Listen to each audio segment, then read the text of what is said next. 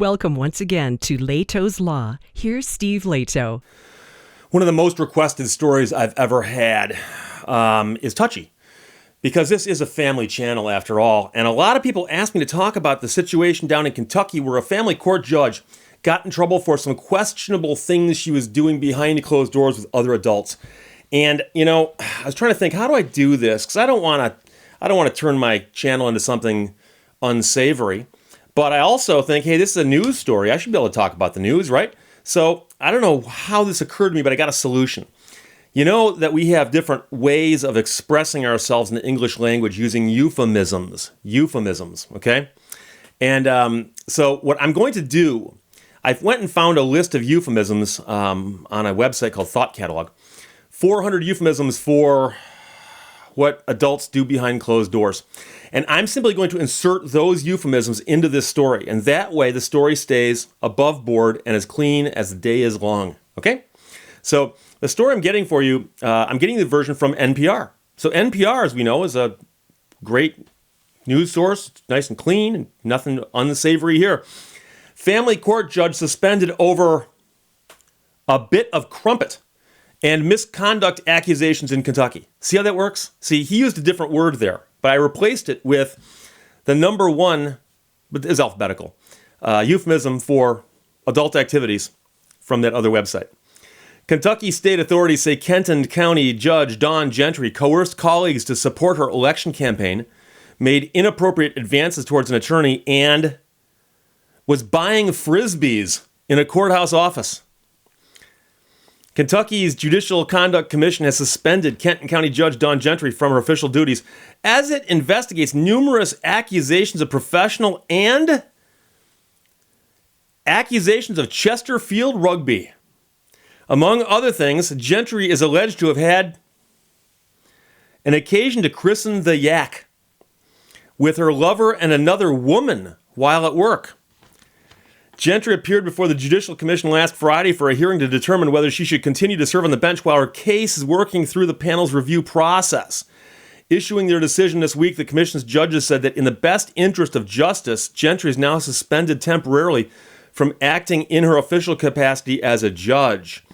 While details that Gentry allegedly was doing the devil's dance, drinking alcohol and playing loud music in courthouse offices have drawn national headlines, the judge also faces other serious charges of professional misconduct, from the way in which she handled cases to allegations that she coerced colleagues to support her election campaign. Gentry is also accused of making inappropriate advances towards an attorney who worked as an advocate for her in court for children in her court.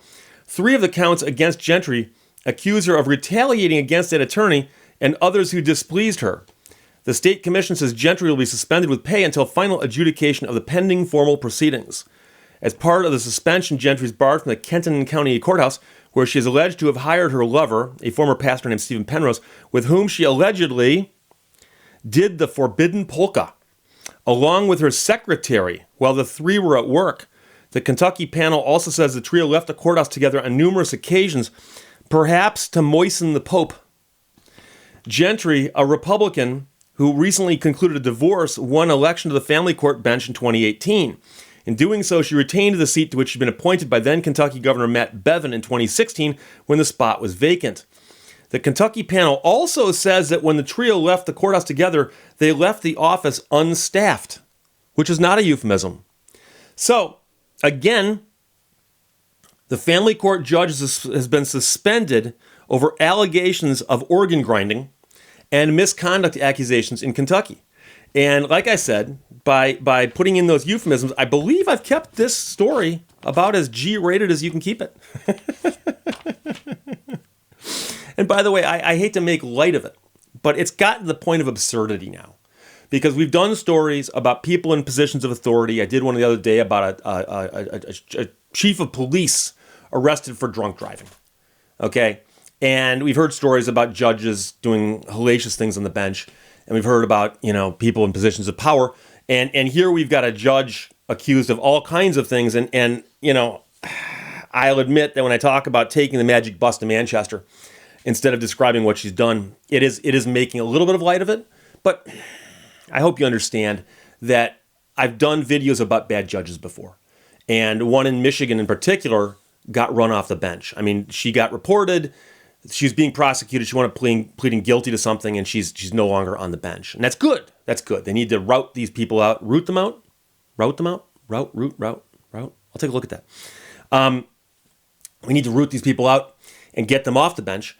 And some of these allegations are so, crazy and tawdry that it does, make headlines. But it doesn't matter what you're doing on the bench if it's inappropriate. I've talked about this before, but I'll say it again because it bears repeating.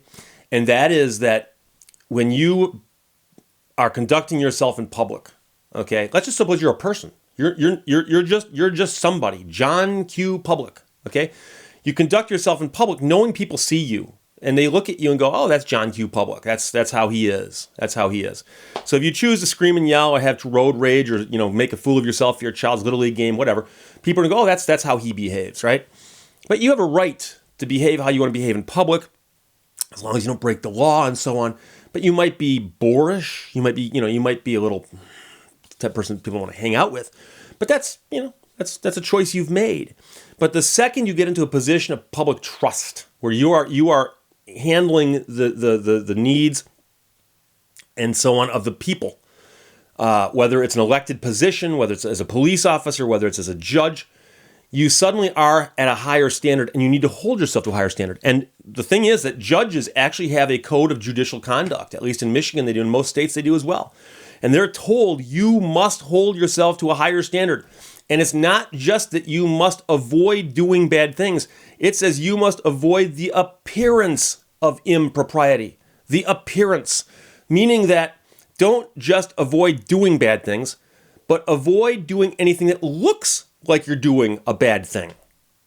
Okay? And so that's a different standard, So if a judge is in chambers and they are back there alone, and someone goes in there, okay? What they do behind closed doors, you might say, well, doing it behind closed doors. But the point is like, well, yeah, but what does it look like to other people? What does it look like? There's office staff. There's people who work in the courthouse. Word gets around, So avoid the appearance of impropriety.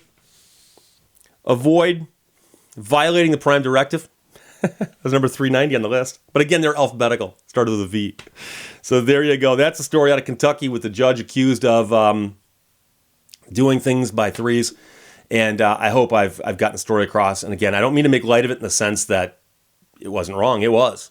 What she's doing is wrong, and she deserves to get run off the bench, if true. So I will update you as the story progresses. Otherwise, talk to you later. Bye-bye. Thank you for watching Lehto's Law. It's a great thing when you realize you still have the ability to surprise yourself. Makes you wonder what else you could do that you've forgotten about.